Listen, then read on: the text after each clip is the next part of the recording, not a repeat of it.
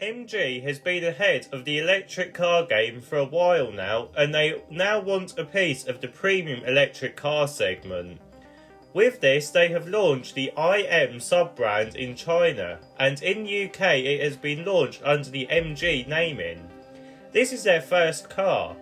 This is the MG IM5. So let's have a look to see if their new electric saloon is like, and let's have a look to see if it's the best saloon since the MG ZT. Hello everyone, welcome to Everything Cars and More. This is the #1 place to be for car news and reviews. Sit back, buckle up, let's go.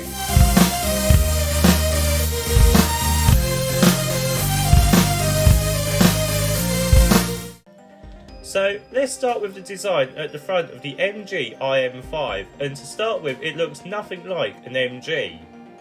We don't even get any MG badges on it.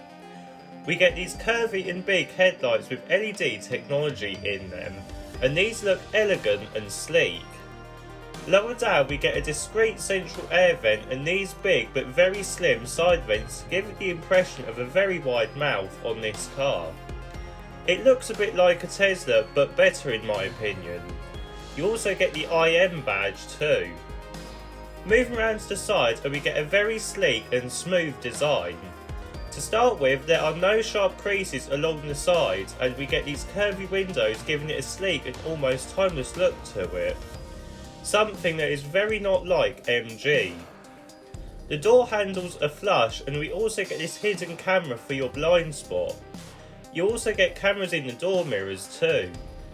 Wheel designs are a bit basic and don't look premium for this type of car, but are aerodynamic. If you go for the performance version though, then they do look much better, and in fact very similar to the MG TF ones from 2010.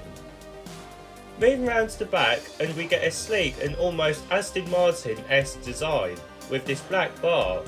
This houses a light bar that is the outline of the boot, as well as the indicators and this body coloured bumper that personally I think would have looked better as brushed chrome or full-on chrome in my opinion. We do get some gloss black which mimics the front central air vent and side vents, and this does give it a premium look.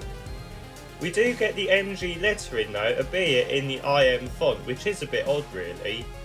I do think this car would have benefited with the MG badges and the MG font as opposed to the IM lettering, as this would have made this car much better known and possibly sell better. Anyway, let's have a look and see what battery and motor options you can have with the new MG IM5. So for the MG IM5 there are 3 options to go for. Let's go through them and start with the base model. This uses a 75 kWh battery pack and a 293 brake horsepower electric motor mounted on the rear wheels, making it rear wheel drive. This does 0 to 62 in 6.8 seconds and can do 304 miles of range, which isn't too bad for a base model.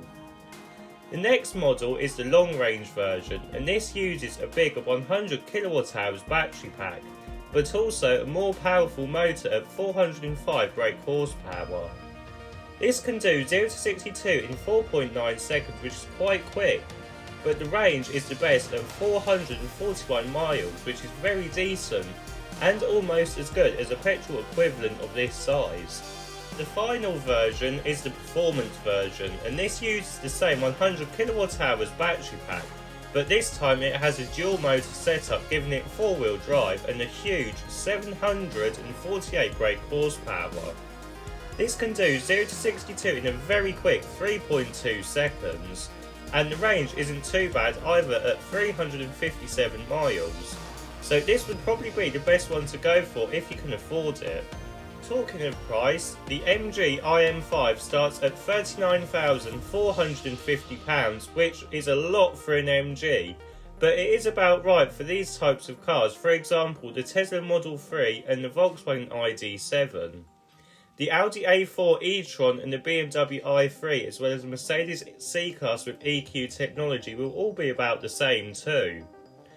Right, let's have a look and see what the interior is like. So, climbing inside the IM5, and the interior is nothing like any other MG we have seen. To start with, we get a 2-screen setup. We get this big widescreen display that incorporates the instrument cluster and infotainment system into one big display. This looks very modern and premium. The second screen is in the centre console, and this houses the car's settings and climate control.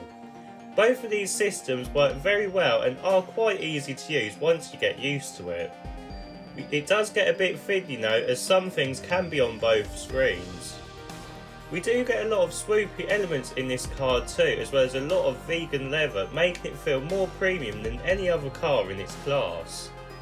The centre console is minimalistic but houses a few storage areas in the front, and in front of the driver we get a set of nice indicator stalks and a premium steering wheel which looks a bit like the older MG steering wheels.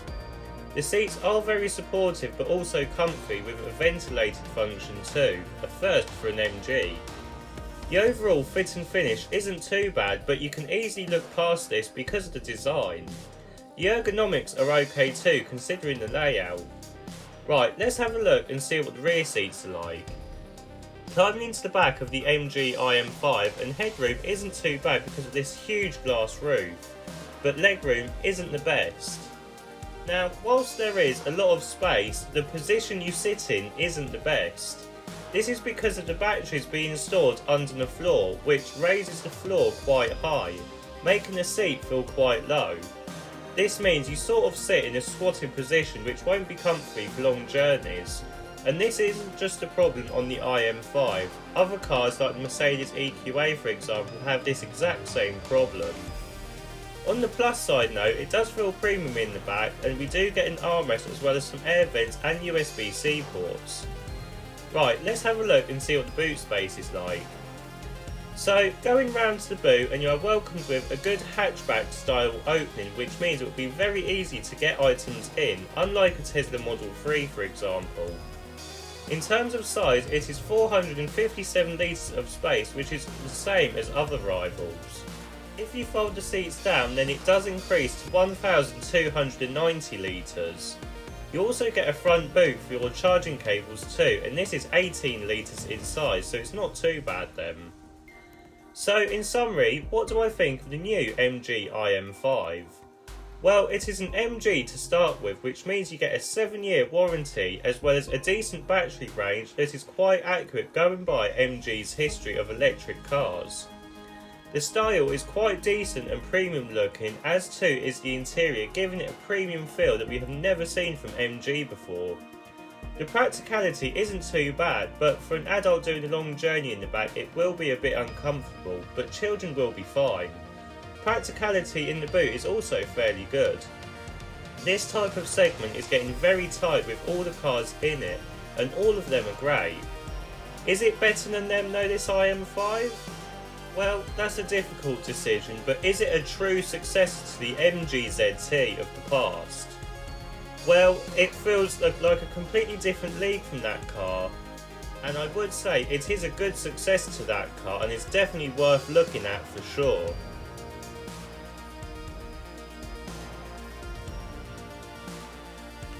If you like this video, please don't forget to like and subscribe. See you in the next video.